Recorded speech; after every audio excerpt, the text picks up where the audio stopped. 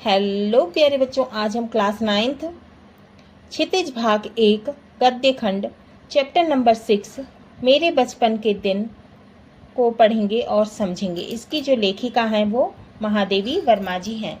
तो हम इसे शुरू करते हैं। बचपन की स्मृतियों में एक विचित्र सा आकर्षण होता है। कभी कभी लगता है सपने में सब देखा होगा, परिस्थितियां बहुत बदल जाती हैं। तो बचपन की स्मृतियां माने यादों में, है ना। तो बचपन की यादों में विचित्र सा अनोखा सा आकर्षण होता है। कभी कभी ऐसा लगता है जैसे कि हमने सपने में सब कुछ देखा है, परिस्थितियां बदल जाती हैं। अपने परिवार में मैं कई पीढ़ियों के बाद उत्पन्न हुई। कौन कह रहा है? महादेवी वर्मा कह रही हैं। मेरे परिवार में प्रायः 200 वर्ष तक कोई लड़की थी ही नहीं। तो महादेवी वर्मा कह रही हैं कि उनके जो परिवार था उसमें 200 वर्षों तक कोई लड़की थी ही नहीं। सुना है उसके पहले लड़कियों को पैदा होते ही परम धाम भेज देते थे, माने स्वर्ग भेज देते थे। फिर मेरे बाबा ने बहुत दुर्गा पूजा की। तो वो कह रही हैं कि मेरे बाबा ने बहुत ही दुर्गा जी की पूजा की थी। हमारी कुलदेवी दुर्गा थी। तो वो कह रही हैं कि हमारी कुलदेवी जो है वो दुर्गा जी थी।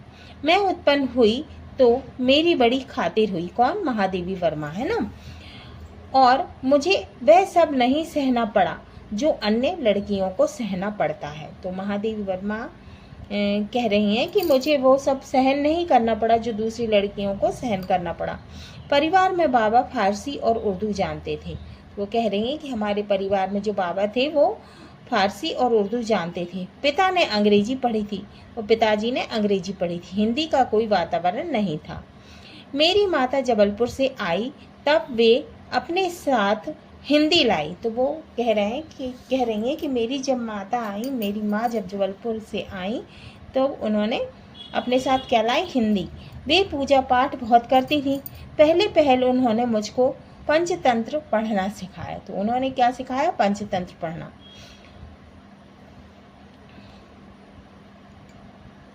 तो पंचतंत्र किसके द्वारा लिखी गई है? विष्णु शर्मा के द्वारा, है ना। बाबा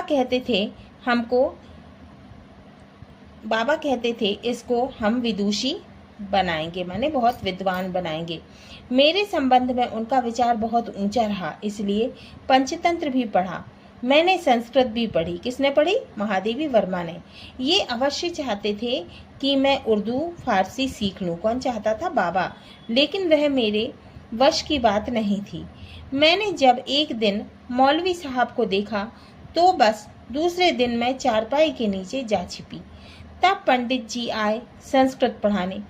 अब मौलवी साहब आए तो वो छुप गई किसके? चारपाई के नीचे। फिर पंडित जी आए, क्या पढ़ाने के लिए आए? संस्कृत। माँ थोड़ी संस्कृत जानती थी। गीता में उन्हें विशेष रुचि थी, माने अच्छी रुचि थी, है ना, मतलब पसंद थी उन्हें बहुत। पूजा पाठ के समय मैं भी बैठ जाती थी और संस्कृत सुनती थी।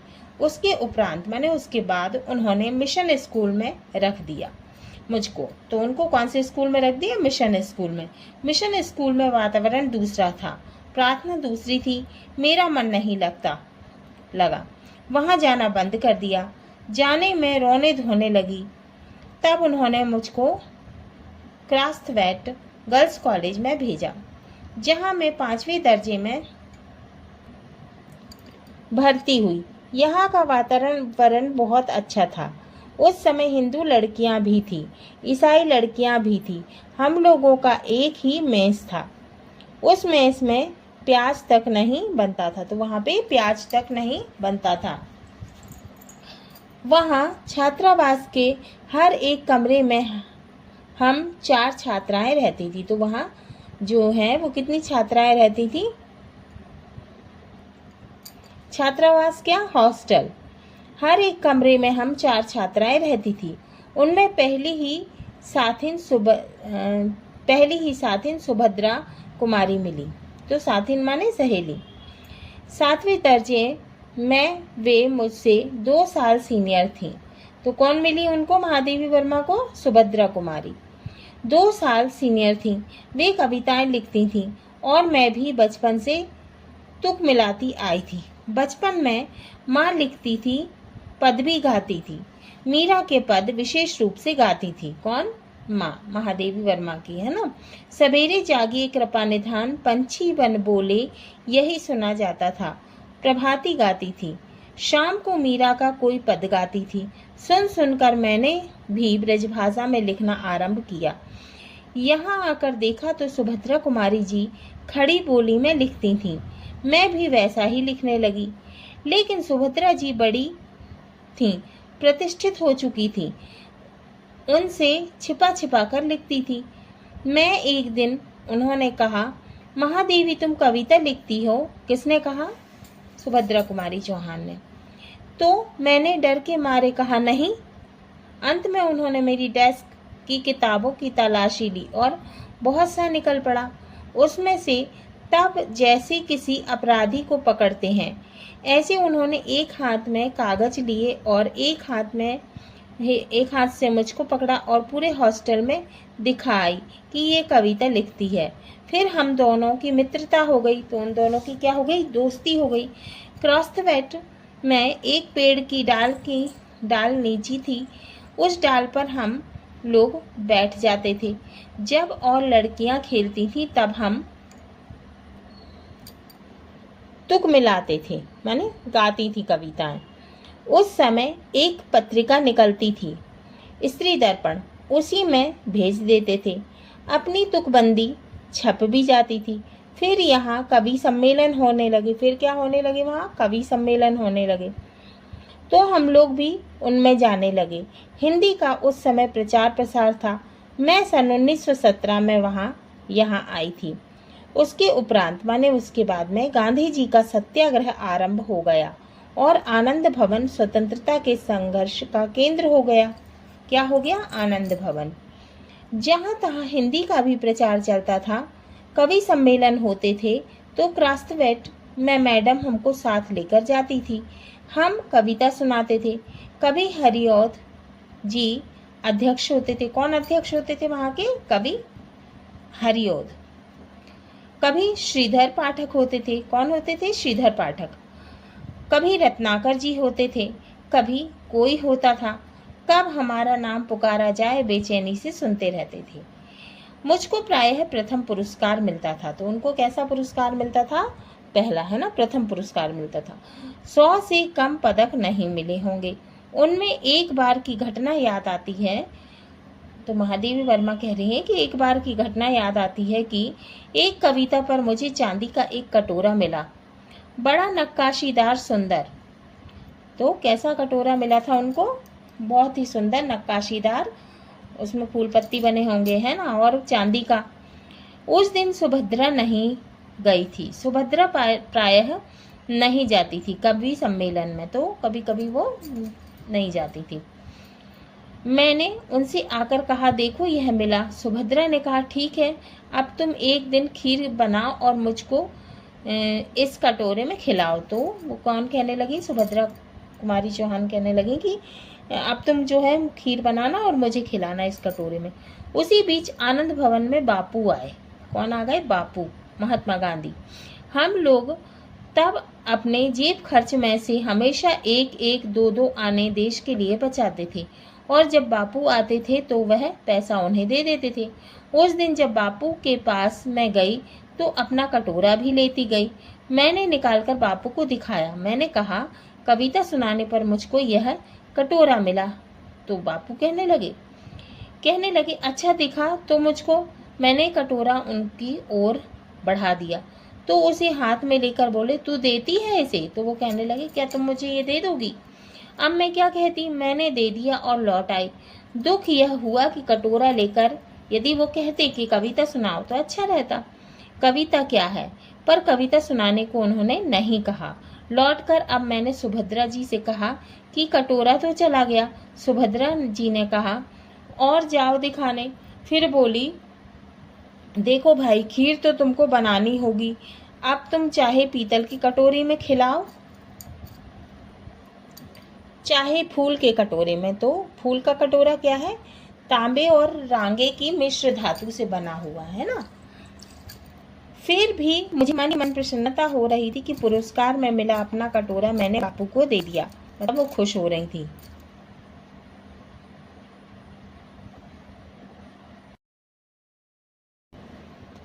सुभद्रा जी छात्रावास छोड़कर चली गई। कौन चली गई? सुभद्रा जी। तब उनकी जगह एक मराठी लड़की जैबुन्निसा हमारे कमरे में आकर रही। कौन रही थी? मराठी लड़की, जिसका नाम क्या था? जैबुन्निसा। वह कोल्हापुर से आई थी। कहाँ से आई थी? कोल्हापुर से।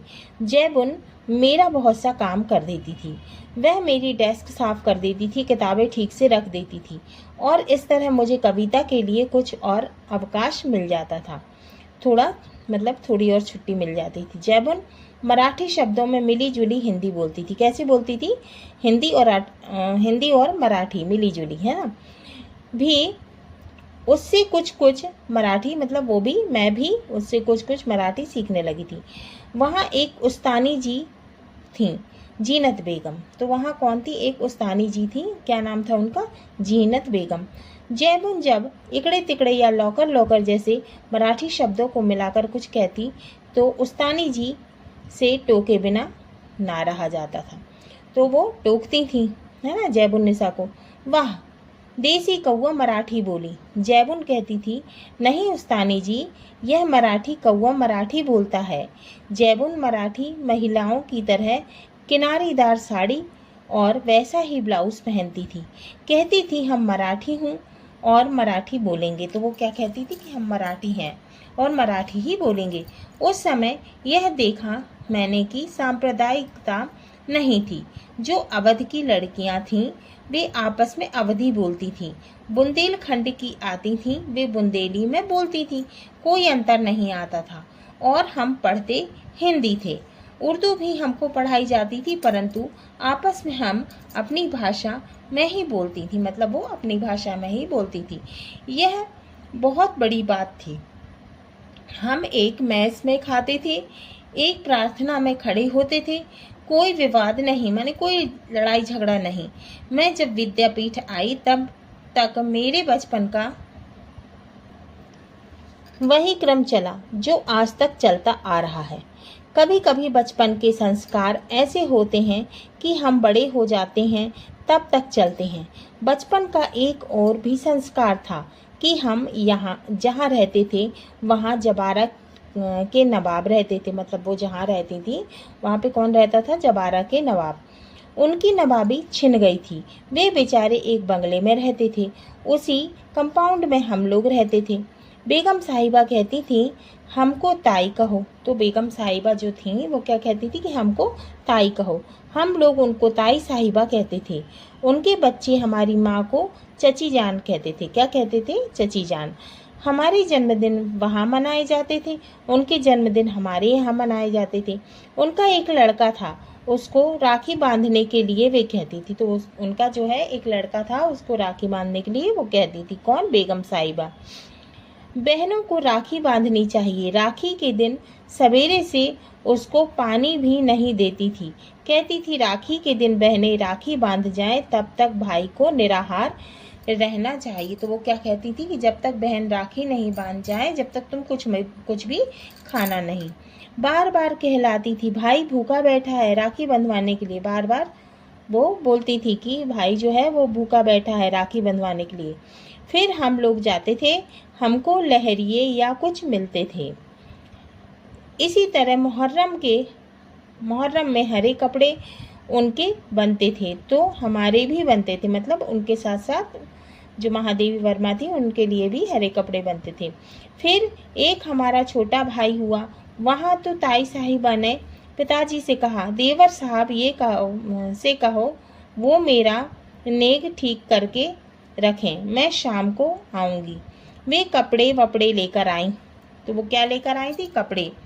हमारी माँ को वे दुल्हन कहती थी। तो क्या कहती थी माँ को? उनकी महादेवी वर्मा की जो माँ थी उनको क्या कहती थी बेगम साहिबा? दुल्हन कहने लगी। दुल्हन जिनके ताई चची नहीं होते हैं वो अपनी माँ के कपड़े पहनते हैं, नहीं तो 6 महीने तक ताई चाची पहनाती हैं। मैं इस बच्चे के लिए कपड़े लाई हूँ। तो वो कहने लगी कि मैं इस बच्चे के लिए कपड़े लाई हूँ, यह बड़ा सुंदर है, मैं अपनी तरफ से इसका नाम मनमोहन रखती हूँ। तो उन्होंने क्या नाम रखा था भाई का? महादेवी वर्मा के मनमोहन। वहीं प्रोफेसर मनमोहन वर्मा आगे चलकर जम्मू यूनिवर्सिटी के वाइस चांसलर रहे, गोरखपुर यूनिवर्सिटी के भी रहे। कहने का तात्पर्य यह है कि मेरे छोटे भाई का नाम वही चला जो ताई साहिबा ने दिया, जो बेगम साहिबा ने दिया था। उनके यहाँ भी हिंदी चलती थी, उर्दू भी चलती थी। यूँ अपने घर में वे अवधी बोलते थे। वातावरण ऐसा था उस समय कि हम लोग बहुत निकट थे। आज की स्थिति देखकर लगता है जैसे वह सपना ही था। आज वह सपना खो गया। शायद वह सपना सत्य हो जाता तो भारत की कथा कुछ और होती। हाँ तो बच्चों, ये हमारा पाठ मेरे बचपन के दिन पूरा हुआ। अगली वीडियो में हम इसके क्वेश्चन आंसर जो है वो सॉल्व करेंगे।